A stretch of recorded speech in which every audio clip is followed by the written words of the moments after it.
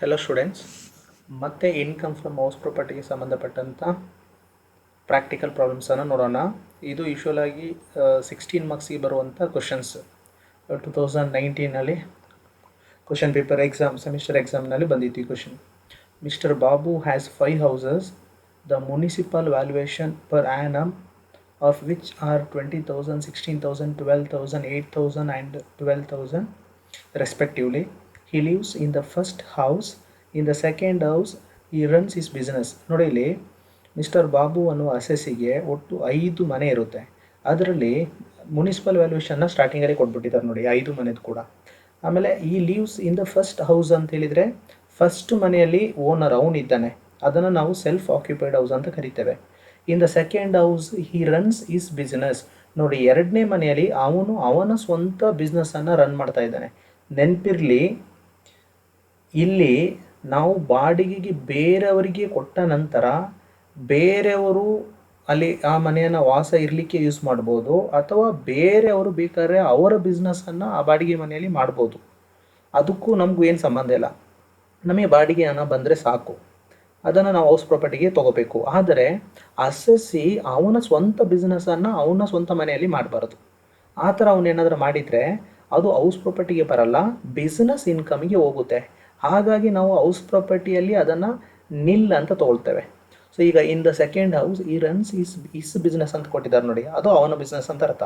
ಹಾಗಾಗಿ second house ಅದು business ಇನ್ಕಮಿಗೆ ಹೋಗುತ್ತೆ. ಇಲ್ಲಿ ನಾವು ಅದನ್ನು ಹೌಸ್ ಪ್ರಾಪರ್ಟಿಗೆ ತೊಗೊಳ್ಳೋದಿಲ್ಲ. The other 3 houses are let out for 800, 700 and 1,200 per month. ನೋಡಿ, ಇನ್ನು 3 ಮನೆಯನ್ನು ಬಾಡಿಗೆ ಬಿಟ್ಟಿದ್ದಾರೆ respectively. 1/3 portion of the third house is also used by him. ನೋಡಿ, 3ನೇ ಮನೆಯಲ್ಲಿ 1/3 ಪೋರ್ಷನನ್ನು ಕೂಡ ಇವನೇ ಯೂಸ್ ಮಾಡ್ತಾ ಇದ್ದಾನಂತೆ for his residential purpose. And the rent of 800 per month was received for the remaining 2/3 portion. ಅಲ್ಲಿ ಏನು ರೆಂಟ್ ಇದಲ್ಲ 800 ರೂಪಾಯಿ, ಅದು ಪೂರ್ತಿ ಮನೆಗಲ್ಲ, ಇನ್ನು ಏನು ಉಳಿದಿದೆ 2/3 portion ಅದಕ್ಕೆ ಸಿಗುವಂಥದ್ದು. Next, a loan of ₹3 lakh was taken at 10% per annum for the construction of the 5th house. ನೋಡಿ, 5ನೇ ಮನೆಗೆ ಕನ್ಸ್ಟ್ರಕ್ಷನ್ ಮಾಡಲಿಕ್ಕೆ ಅಂತ ಲೋನ್ ತೊಗೊಂಡಿದ್ದಾರೆ 3 lakh. ಯಾವಾಗ? Which began on 1/6/2015. June 1, 2015 loan ತೊಗೊಂಡಿದ್ದಾರೆ. ಈ ಥರ ಲೋನ್ ಅಮೌಂಟ್ ಕೊಟ್ಟು ಡೇಟ್ ಕೊಟ್ಟಾಗ ಪ್ರೀ ಕನ್ಸ್ಟ್ರಕ್ಷನ್ ಪೀರಿಯಡ್ ಇಂಟ್ರೆಸ್ಟನ್ನು ಕ್ಯಾಲ್ಕುಲೇಟ್ ಮಾಡಬೇಕು. And completed on 31st January 2018. ನೋಡಿ, ಯಾವ ಇಯರ್ ಹೌಸ್ ಕಂಪ್ಲೀಟ್ ಆಗಿದೆ ಆ ಇಯರನ್ನು ಪೂರ್ತಿ ನಾವು ಬಿಟ್ಬಿಡಬೇಕು. ಅದರ ಪ್ರೀವಿಯಸ್ ಇಯರ್ ಎಂಡ್ ಇದೆಯಲ್ಲ, ಅಲ್ಲಿ ತನಕ ಪ್ರೀ ಕನ್ಸ್ಟ್ರಕ್ಷನ್ ಪೀರಿಯಡ್ ಇಂಟ್ರೆಸ್ಟನ್ನು ತೊಗೋಬೇಕು. ಪ್ರೀವಿಯಸ್ ಇಯರ್ ಎಂಡ್ ಆಗೋದು ಯಾವಾಗ? 31st March 2017. ಅಲ್ಲಿ ತನಕ ಪ್ರೀ ಕನ್ಸ್ಟ್ರಕ್ಷನ್ ಪೀರಿಯಡನ್ನು ತೊಗೋಬೇಕು. For the previous year the interest paid by him amounted ₹20,000. ನೋಡಿ, ಈ 20,000ವನ್ನು ನಾವು ಈಗ ಈ ಕರೆಂಟ್ ಇಯರ್ ಇಂಟ್ರೆಸ್ಟ್ ಅಂತ ತೊಗೋತೀವಿ. ಅಂದರೆ ಅದೇ 2019-20ಗೆ ಸಂಬಂಧಪಟ್ಟಂಥ ಇಂಟ್ರೆಸ್ಟ್ ಇದು. 5th house was vacant for 2 months. 5ನೇ ಮನೆ ಏನಾಗಿದೆ, 5th house 2 ತಿಂಗಳು ಮನೆ ಖಾಲಿಯಾಗಿತ್ತು. Municipal taxes assessed and paid at 10% of the municipal valuation. Municipal tax ಎಷ್ಟು ಅಂದರೆ, ಮುನಿಸಿಪಲ್ ವ್ಯಾಲ್ಯೂದು 10% ಅಂತೆ. ಮುನಿಸಿಪಲ್ ವ್ಯಾಲ್ಯೂ ನೋಡಿ, ಸ್ಟಾರ್ಟಿಂಗಲ್ಲೇ ಕೊಟ್ಟಿದ್ದಾರೆ 5 ಮನೆಯದು 20,000, 16,000, 12,000, 8,000, 12,000 ಅಂತ. During the year he recovered unrealised rent of 5,000 which was claimed as deduction in 2014-15. Unrealised rent ಇವನಿಗೆ recover ಆಗಿದೆ, ಹಾಗಾಗಿ ಇದನ್ನು ಲಾಸ್ಟ್ಗೆ ಆ್ಯಡ್ ಮಾಡ್ಕೋಬೇಕು. Compute his income from house property. So ಸೊಲ್ಯೂಷನಲ್ಲಿ ಮೊದಲಿಗೆ ಯಾವತ್ತೂ ಕೂಡ ನಾವು ಪ್ರೀ ಕನ್ಸ್ಟ್ರಕ್ಷನ್ ಪೀರಿಯಡ್ ಇಂಟ್ರೆಸ್ಟನ್ನು ಮೊದಲಿಗೆ ಕ್ಯಾಲ್ಕುಲೇಟ್ ಮಾಡ್ಕೋಬೇಕು. ನೋಡಿ, ಎಲ್ಲಿ ಪ್ರೀ ಕನ್ಸ್ಟ್ರಕ್ಷನ್ ಪೀರಿಯಡ್ ಯಾವ ಹೌಸಿಗೆ? 5th ಹೌಸಿಗೆ. Note on 5th house. PCP interest means pre-construction period interest is loan taken on 1/6/2015 and it was the house was finished in the month of January 2018. So that year we should ignore. So we have to take till 31st March 2017. So ನಿಮಗೆ 2015 June ಇಂದ March 2017 ತನಕ total 22 months ಬರುತ್ತೆ. So loan ತೊಗೊಂಡಿದ್ದು 3 lakh into rate of interest 10%, 10/100 into 22 month, 22/12 equals 55,000 ಬರುತ್ತೆ. ಅದನ್ನು 5 ವರ್ಷಕ್ಕೆ spread ಮಾಡಿಬಿಡಬೇಕು. Divide by 5 you will get 11,000. ಈ 11,000 ಇದು ಬರೀ ಪ್ರೀ ಕನ್ಸ್ಟ್ರಕ್ಷನ್ ಪೀರಿಯಡ್ ಇಂಟ್ರೆಸ್ಟ್. ಇದಕ್ಕೆ ಪ್ರೀವಿಯಸ್ ಇಯರ್ 2019-20 ಇಂಟ್ರೆಸ್ಟನ್ನು ತೊಗೋಬೇಕು. ಇಲ್ಲಿ ಕೆಲವೊಮ್ಮೆ ಕೊಡೋದಿದ್ದಾಗ ಮತ್ತೆ ಈ 3 ಲ್ಯಾಕ್ ಮೇಲೆ 10% ಡೈರೆಕ್ಟಾಗಿ ಆ್ಯಡ್ ಮಾಡಬೇಕು. ಬಟ್ ಇಲ್ಲಿ ಈ ಸಮ್ಮಲ್ಲಿ ಅವರೇ ಕೊಟ್ಬಿಟ್ಟಿದ್ದಾರೆ ಏನು for the previous year the interest paid by him amounted to ₹20,000 ಅಂತ ಅವರೇ ಕೊಟ್ಟಿದ್ದಾರೆ. ಅದೇ ಡೈರೆಕ್ಟಾಗಿ ತೊಗೊಂಡ್ರೆ ಆಯಿತು. ಸೊ ಫಾರ್ಮ್ಯಾಟ್ ಇಲ್ಲಿ ಯೂಶ್ವಲಾಗಿ 2 ಅಮೌಂಟ್ ಕಾಲಮ್ ಇರುತ್ತೆ, 2 ಅಮೌಂಟ್ ಕಾಲಮ್, 1 ಇನ್ನರ್ ಕಾಲಮ್. ನೋಡಿ, ಫಸ್ಟ್ ಹೌಸ್ ಏನಾಗಿದೆ, ಸೆಲ್ಫ್ ಆಕ್ಯುಪೈಡ್ ಆಗಿದೆ first house. So self occupied ಹೌಸಿಗೆ ಯಾವತ್ತೂ ಕೂಡ ಆ್ಯನ್ಯುವಲ್ ವ್ಯಾಲ್ಯೂ ನಿಲ್, ಡೈರೆಕ್ಟಾಗಿ ಆ್ಯನ್ಯುವಲ್ ವ್ಯಾಲ್ಯೂ ಹೋಗಬೇಕು, nil less deduction under section 24 ಇರುತ್ತೆ. ಅದರಲ್ಲಿ ಸ್ಟ್ಯಾಂಡರ್ಡ್ ಡಿಡಕ್ಷನ್ ಬರಲ್ಲ, ಯಾಕಂದರೆ ಆ್ಯನ್ಯುವಲ್ ವ್ಯಾಲ್ಯೂ ಇದ್ದರೆ ಮಾತ್ರ ಸ್ಟ್ಯಾಂಡರ್ಡ್ ಡಿಡಕ್ಷನ್ ಬರುತ್ತೆ. ಆಮೇಲೆ ಇಂಟ್ರೆಸ್ಟ್ ಆನ್ ಹೌಸಿಂಗ್ ಲೋನ್ ಇದ್ದರೆ ಬರುತ್ತೆ, ಬಟ್ ಫಸ್ಟ್ ಹೌಸಲ್ಲಿ ಯಾವ ಇಂಟ್ರೆಸ್ಟು ಇಲ್ಲ, ಹಾಗಾಗಿ ಅದು ಸಹ ನಿಲ್. ಆಮೇಲೆ ಸೆಕೆಂಡ್ ಹೌಸ್ ನಾನು ಆಲ್ರೆಡಿ ಹೇಳಿದ್ದೇನೆ, ಸೆಕೆಂಡ್ ಹೌಸ್ ಏನಾಗಿದೆ, ಅವನ ಓನ್ ಬಿಸ್ನೆಸ್ಗೆ ಯೂಸ್ ಮಾಡ್ತಾ ಇದ್ದಾನೆ, ಹಾಗಾಗಿ ಸೆಕೆಂಡ್ ಹೌಸ್ ಏನೂ ಕ್ಯಾಲ್ಕುಲೇಟ್ ಮಾಡಲಿಕ್ಕಿಲ್ಲ, ಡೈರೆಕ್ಟಾಗಿ ನಿಲ್. ಆಮೇಲೆ ಥರ್ಡ್ ಹೌಸಲ್ಲಿ ಕೂಡ ಏನಾಗಿದೆ ಅಂದರೆ ಅವನು ಪೂರ್ತಿ ಮನೆಯನ್ನು ಬಾಡಿಗೆ ಬಿಡಲಿಲ್ಲ, ಅದರಲ್ಲಿ 1/3 ಪೋರ್ಷನನ್ನು ಇವನೇ ಇಟ್ಕೊಂಡಿದ್ದಾನೆ, ಇನ್ನು 2/3 ಪೋರ್ಷನನ್ನು ಮಾತ್ರ ಬಾಡಿಗೆ ಬಿಟ್ಟಿದ್ದಾನೆ. ಹಾಗಾಗಿ ಈ 1/3 ಪೋರ್ಷನನ್ನು ನಾವು ಸೆಲ್ಫ್ ಆಕ್ಯುಪೈಡ್ ಹೌಸ್ ಅಂತ ಈಗ ತಗೋಲಿಕ್ಕೆ ಬರಲ್ಲ, ಯಾಕೆಂದರೆ ಒಬ್ಬ ಅಸೆಸ್ಸಿಗೆ ಒಂದು ಮನೆಯನ್ನು ಮಾತ್ರ ಸೆಲ್ಫ್ ಆಕ್ಯುಪೈಡ್ ಹೌಸ್ ಅಂತ ಕೊಡ್ತಾರೆ. ಹಾಗಾಗಿ ನಾವು ಆಲ್ರೆಡಿ ಫಸ್ಟ್ ಮನೆಯನ್ನು ಪೂರ್ತಿಯನ್ನು ಸೆಲ್ಫ್ ಆಕ್ಯುಪೈಡ್ ಹೌಸ್ ಅಂತ ತೊಗೊಂಡಿದ್ದೀವಿ. ಹಾಗಾಗಿ ಅದು ಏನು 1/3 ಪೋರ್ಷನ್ ಎಲ್ಲಿಗೂ ಬರಲ್ಲ, ರಿಮೈನಿಂಗ್ 2/3 ಪೋರ್ಷನನ್ನು ತಗೋಬೇಕು. ನೋಡಿ ಬ್ರಾಕೆಟ್ಲಿ 2/3 ಪೋರ್ಷನ್ ಈಸ್ LOHP ಅಂತ ಹೇಳಿದರೆ ಲೆಟ್ ಔಟ್ ಹೌಸ್ ಪ್ರಾಪರ್ಟಿ ಅಂತ, ಬಾಡಿಗೆ ಬಿಟ್ಟಿರುವಂಥ ಮನೆ ಅದು. ಎಕ್ಸ್ಪೆಕ್ಟೆಡ್ ರೆಂಟನ್ನು ಕ್ಯಾಲ್ಕುಲೇಟ್ ಮಾಡ್ಕೋಬೇಕು. ಎಕ್ಸ್ಪೆಕ್ಟೆಡ್ ರೆಂಟ್ ಹೇಗೆ ಕ್ಯಾಲ್ಕುಲೇಟ್ ಮಾಡ್ತೀವಿ ನಾವು, municipal value or fair value which very higher. ಈ ಸಮ್ಮಲ್ಲಿ ಮುನಿಸಿಪಲ್ ವ್ಯಾಲ್ಯೂ ಬಿಟ್ಟು ಬೇರೆ ಯಾವುದು ಕೊಟ್ಟಿಲ್ಲ, ಫೇರ್ ವ್ಯಾಲ್ಯೂ ಇಲ್ಲ, ಸ್ಟ್ಯಾಂಡರ್ಡ್ ರೆಂಟು ಇಲ್ಲ. ಹಾಗಾಗಿ ಏನು ಮುನಿಸಿಪಲ್ ವ್ಯಾಲ್ಯೂ ಕೊಟ್ಟಿದ್ದಾರೆ ಅದುವೇ ನಮ್ಮ ಎಕ್ಸ್ಪೆಕ್ಟೆಡ್ ರೆಂಟ್. ಇಲ್ಲಿ 3ನೇ ಮನೆಗೆ ಥರ್ಡ್ ಹೌಸಿಗೆ ಸ್ಟಾರ್ಟಿಂಗಲ್ಲೇ ಕೊಟ್ಟಿದ್ದಾರೆ ನೋಡಿ, 2016 12,000 ಮುನಿಸಿಪಲ್ ವ್ಯಾಲ್ಯೂ ನೋಡಿ, 12,000 ಅದು ಎಂಟೈರ್ ಹೌಸಿಗೆ. ಬಟ್ ಬಾಡಿಗೆ ಬಿಟ್ಟಿರೋದು ಬರೀ 2/3 ತಗೋಬೇಕು. 12,000 ಇಂಟು 2/3 ಯು ವಿಲ್ ಗೆಟ್ 8,000. ಅದನ್ನು ಯಾವುದ್ರ ಜೊತೆ ಕಂಪೇರ್ ಮಾಡಬೇಕು, it should be compared with rent received. ಈ ರೆಂಟ್ ರಿಸೀವ್ಡ್ ಮತ್ತು ಆ್ಯಕ್ಚುಯಲ್ ರೆಂಟ್ ಎರಡೂ ಒಂದೇ. ಇದನ್ನು ಎಷ್ಟಕ್ಕೆ ರೆಂಟಿಗೆ ಬಿಟ್ಟಿದ್ದಾರೆ ಅವರು, ₹800 ಬಿಟ್ಟಿದ್ದಾರೆ.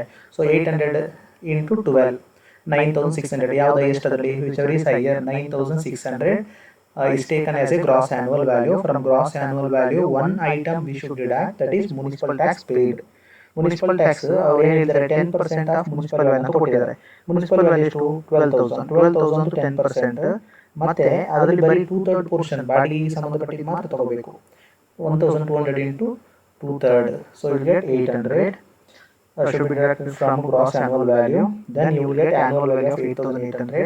From annual value, usually we deduct 2 items under section 24. Deduction under section 24. 2 item ಯೂಶುವಲಾಗಿ minus ಮಾಡ್ತೇವೆ. ಇದ್ದರೆ ಒಂದು ಸ್ಟ್ಯಾಂಡರ್ಡ್ ಡಿಡಕ್ಷನ್ ಎಟ್ 30%. ಯಾವುದರ ಮೇಲೆ 30% ಅಂತ ಹೇಳಿದರೆ ಆ್ಯನ್ಯುವಲ್ ವ್ಯಾಲ್ಯೂ ಮೇಲೆ 8,800 ಮೇಲೆ 30%, ಸೊ 2,640 ಬರುತ್ತೆ. ಮತ್ತೊಂದು ಇಂಟ್ರೆಸ್ಟ್ ಆನ್ ಲೋನ್ ಇದ್ದರೆ ಆ ಮನೆ ಯಾವುದು ಥರ್ಡ್ ಹೌಸ್ ಕಟ್ಟಲಿಕ್ಕೆ ಲೋನ್ ತೊಗೊಂಡಿದ್ರೆ ಅದಕ್ಕೆ ಇಂಟ್ರೆಸ್ಟ್ ಕಟ್ತಾರಲ್ಲ ಆ ಇಂಟ್ರೆಸ್ಟ್, ಬಟ್ ಥರ್ಡ್ ಹೌಸಲ್ಲಿ ಇಲ್ಲಿ ಕೊಡಲಿಲ್ಲ, ಹಾಗಾಗಿ ಅದೊಂದು ಮಾತ್ರ, ಅದನ್ನು 8,800 ಮೈನಸ್ ಮಾಡಿ. ದೆನ್ ಫೋರ್ತ್ ಹೌಸ್, ಮತ್ತು ಅದು ಕೂಡ ಅದೇ 4th ಹೌಸ್ ಕೂಡ ಏನು ಲೆಟ್ ಔಟ್ ಬಾಡಿಗೆ ಬಿಟ್ಟಿದ್ದಾರೆ. ಎಕ್ಸ್ಪೆಕ್ಟೆಡ್ ರೆಂಟ್ 4th ಹೌಸಲ್ಲಿ ಇಲ್ಲಿ ಮುನಿಸಿಪಲ್ ವ್ಯಾಲ್ಯೂ ಮಾತ್ರ ಕೊಟ್ಟಿದ್ದಾರೆ, ಹಾಗಾಗಿ ಮುನಿಸಿಪಲ್ ವ್ಯಾಲ್ಯೂ ಮಾತ್ರ ಎಕ್ಸ್ಪೆಕ್ಟೆಡ್ ರೆಂಟ್ ಅಂತ ತಗೋತೀವಿ. ಆಮೇಲೆ ಅದನ್ನು ರೆಂಟ್ ರಿಸೀವ್ಡ್ ಜೊತೆ ಕಂಪೇರ್ ಮಾಡಬೇಕು. ಇನ್ನು ₹700 ಬಾಡಿಗೆ ಬಿಟ್ಟಿದ್ದಾರೆ, 700 ಇಂಟು 12. ಇಲ್ಲಿ ವೇಕೆನ್ಸಿ ಪೀರಿಯಡ್ ಏನೂ ಇಲ್ಲ, ಫುಲ್ ತಗೋಬೇಕು. ಆಗ ಯಾವುದೋ ಎಷ್ಟು ಅದರಲ್ಲಿ 8,000 or 8,400, 8,400. So it is your gross annual value. From gross annual value, one item we should deduct, that is municipal tax paid. Municipal tax, in this problem they are given 10% of annual municipal value, and annual municipal value is 8,000. 10% on 8,000 means you will get 800. 800 should be deducted from gross annual value. Then you will get annual value. From annual value, usually we deduct 2 items, that is deduction under section 24. First one, standard deduction at 30%. ಯಾಕೆ ಈ standard deduction ಕೊಡೋದು ಅಂತ ಹೇಳಿದರೆ, ಈ ಬೇರೆ ಬೇರೆ ಎಕ್ಸ್ಪೆಂಡಿಚರ್ಸ್ಗೆ ಒಟ್ಟಿಗೆ ಕೊಡುವಂಥ ಅಮೌಂಟ್ ಇದು. ಇಲ್ಲಿ ನಾವು ಈ ಸಮ್ಮಲ್ಲಿ ground rent, insurance,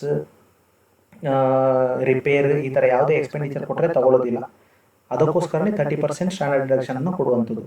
and the second one, interest on loan. ಈ ಸಮ್ಮಲ್ಲೂ ಇಂಟ್ರೆಸ್ಟ್ ಇಲ್ಲ, ಹಾಗಾಗಿ 2,000 280, ಇದು ಆ್ಯಕ್ಚುಲಿ ಫಸ್ಟ್ ಕಾಲಮಲ್ಲಿ ಬರಲಿಕ್ಕೆ. ಆಮೇಲೆ 7,600 2,280 ಮೈನಸ್ ಮಾಡಿದಾಗ 5,320 ಬರುತ್ತೆ.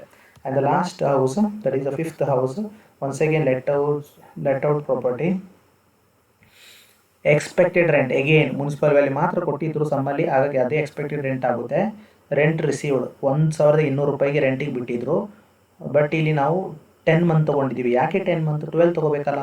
ಯಾಕಂದರೆ ಫಿಫ್ತ್ ಹೌಸು 2 ತಿಂಗಳು ಮನೆ ವೇಕೆನ್ಸಿ ಆಗಿತ್ತು, ಅಂದರೆ ಮನೆ 2 ತಿಂಗಳು ಖಾಲಿಯಾಗಿತ್ತು, ಯಾರು ಬಾಡಿಗೆ ಬಂದಿರಲಿಲ್ಲ. ಹಾಗಾಗಿ ನಮಗೆ ರೆಂಟ್ ಎಷ್ಟು ತಿಂಗಳಿಗೆ ಸಿಗುತ್ತೆ? ಬರೀ 10 ಮಂತಿಗೆ ಸಿಗುತ್ತೆ. So 1,200 into 10, 12,000. ಸೊ ಈ ಥರ ಎರಡೂ ಸಹ ಈಕ್ವಲ್ ಆಗಿ ಬಂದಾಗ ಯಾವ್ದು ಬೇಕಾದ್ರೆ ತೊಗೋಬೋದು. ಸೊ ಇಲ್ಲಿ ನಾವು ಯೂಶ್ವಲ್ ಆಗಿ ರೆಂಟ್ ರಿಸೀವ್ಡನ್ನೇ ಕನ್ಸಿಡರ್ ಮಾಡ್ತೀವಿ. ಯಾಕೆ ಅಂತ ಹೇಳಿದರೆ ಆ ಎಕ್ಸ್ಪೆಕ್ಟೆಡ್ ರೆಂಟ್ 12,000 ಇದೆಯಲ್ಲ, ಅದು ಆ್ಯಕ್ಚುಲಿ 12 ಮಂತ್ದು. ಈ ರೆಂಟ್ ರಿಸೀವ್ಡ್ ಇರೋದು ಬರೀ 10 ಮಂತ್ದು. ಇದೆಲ್ಲದರೆ ಇದು ಸಹ 12 ಮಂತ್ ಆಗಿಬಿಟ್ಟಿದ್ರೆ 14,400 ಆಗ್ತಿತ್ತು, ಹಾಗೆ ಇದೇ ಎಷ್ಟು ಆಗ್ತಿತ್ತು. ಹಾಗಾಗಿ ಈ 12,000 ತೊಗೊಂಡಿರುವಂಥದ್ದು. ಅದು ನಮ್ಮ gross annual value less municipal tax paid 10% of 12%, 1,200. Then after deducting you will get annual value. From annual value 2 items we have to deduct. One is standard deduction at 30%, ಒಂದು 30% ಸ್ಟ್ಯಾಂಡರ್ಡ್ ಡಿಡಕ್ಷನ್, ಮತ್ತೊಂದು ಯಾವುದು interest on loan. ನೋಡಿ, ಇದಕ್ಕೆ fifth ಹೌಸಲ್ಲಿ pre construction period interest ಇದೆ. ಇದನ್ನು ನಾವು ಸ್ಟಾರ್ಟಿಂಗಲ್ಲೇ working ನೋಟಲ್ಲಿ ಮಾಡಿರ್ತೀವಿ. PCP ಇಂಟ್ರೆಸ್ಟ್ ನೋಡಿ 55,000/5 ಸ್ಟಾರ್ಟಿಂಗಲ್ಲೇ ಮಾಡಿದ್ದೀವಿ 11,000. ಮತ್ತು ಪ್ರೀವಿಯಸ್ ಇಯರ್ ಇಂಟ್ರೆಸ್ಟ್ ಇವರೇ ಕೊಟ್ಬಿಟ್ಟಿದ್ದಾರೆ ಸಮ್ಮಲ್ಲಿ 20,000 ಅಂತ. ಇಲ್ಲದಿದ್ದರೆ ಆ 3 ಲ್ಯಾಕ್ ಮೇಲೆ ನಾವೇ 10% ಕ್ಯಾಲ್ಕುಲೇಟ್ ಮಾಡಿ ನೋಡಬೇಕಿತ್ತು. ಸೊ ಟೋಟಲ್ 11 + 20 ಎಷ್ಟು? 31,000. 31,000 ಮತ್ತು ನೋಡಿ ಆ 3,220 ಉಂಟಲ್ಲ, 3,220 ಅದು ಯಾವುದು? ಓಕೆ, ಅದು ಯಾವುದು? ಆ್ಯನ್ಯುವಲ್ ವ್ಯಾಲ್ಯೂ ಮೇಲೆ 30%. ಆ್ಯಕ್ಚುಲಿ ಫಸ್ಟ್ ಕಾಲಮಲ್ಲಿ ಬರೀಬೇಕು, ಅದನ್ನು ಡೈರೆಕ್ಟಾಗಿ ಔಟರ್ ಕಾಲಮಲ್ಲಿ 31. ಓಕೆ, ಸೊ ಇಲ್ಲಿ ಟೋಟಲ್ ಎಷ್ಟಾಗಿದೆ?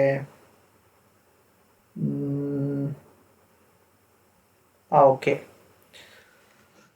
ಇಲ್ಲಿ ಒಂದು ಕಾಲಮ್ ಈಚ್ ಆಗಿಬಿಟ್ಟಿದೆ. ಅದು ಆ್ಯಕ್ಚುಲಿ ಏನಾಗಿದೆ ಅಂದರೆ ಇಲ್ಲಿ ನೋಡಿ 10,800 ಮೇಲ್ಗಡೆ ಆ್ಯನ್ಯುವಲ್ ವ್ಯಾಲ್ಯೂ ಇದೆಯಲ್ಲ, ಅಲ್ಲಿಂದ ಒಂದು ಈ 3,240 ಇದು 30%, ಮತ್ತೊಂದು ಈ ಕಡೆ ನೋಡಿ ಇಂಟ್ರೆಸ್ಟ್ 31,000 ಇದೆ. ಇದು ಎರಡೂ ಸೇರಿ 34,240 ಬರ್ತದೆ. ಈ 34,240ಯನ್ನು ಈ 10,000 ಮೇಲ್ಗಡೆ 10,800ಇಂದ ಮೈನಸ್ ಮಾಡಬೇಕು. ಆವಾಗ ಮೈನಸ್ ಮಾಡಿದಾಗ ನಮಗೆ -23,440 ಬರುತ್ತೆ. -23,440. ಇದು actually outer column, last column. ಇದು ಆಮೇಲೆ ಲಾಸ್ಟ್ ಕಾಲಮ್ ಟೋಟಲ್ ಮಾಡಬೇಕು. ಆಲ್ರೆಡಿ ಲಾಸ್ಟ್ ಕಾಲಮಲ್ಲಿ ಏನಿದೆ ಒಂದು ನೋಡಿ, ಇಲ್ಲಿ ಫಸ್ಟ್ ಯಾವುದು ಥರ್ಡ್ ಹೌಸಲ್ಲಿ 6,160 ಪ್ಲಸ್ ಇದೆ, ಮತ್ತೊಂದು 5,320 ಪ್ಲಸ್ ಇದೆ. ಇದೆರಡು ಆ್ಯಡ್ ಮಾಡಿಕೊಂಡು ಈ 23,440ಯನ್ನು ಮೈನಸ್ ಮಾಡಬೇಕು. ಆಗ ನಮಗೆ -11,960 ಬರುತ್ತೆ. -11,960. ಆಮೇಲೆ ಈ ಸಮ್ಮಲ್ಲಿ ಅನ್ರಿಯಲೈಸ್ಡ್ ರೆಂಟ್ ರಿಕವರ್ಡ್ ಅಂತ ಇದೆ, ಅದನ್ನು ಆ್ಯಡ್ ಮಾಡ್ಕೋಬೇಕು. Add unrealised rent recovered during the year 5,000. ಇದು ಆ್ಯಡ್ ಮಾಡಿದಾಗ ಅಲ್ಲಿ ಮೈನಸ್ಸು ಕಡಿಮೆ ಆಗುತ್ತೆ. ಸೊ ಮೈನಸ್ ಇದ್ದಾಗ ಇದನ್ನ ಲಾಸ್ ಅಂತ ಕರಿತೇವೆ. Loss from house property 6,960. So working note, first one, first house is self occupied house property and its annual value is nil. And second house is used for is business, it's not a property. ಅದನ್ನ already inform ಮಾಡಿದ್ದಾನೆ. ಆಮೇಲೆ and municipal tax in case of third house shall be considered only a portion of property, ಅಂದರೆ 2/3. ಅಲ್ಲಿ PCP interest already ಸ್ಟಾರ್ಟಿಂಗಲ್ಲೇ calculate ಮಾಡಿದ್ದಾರೆ. S, thank you.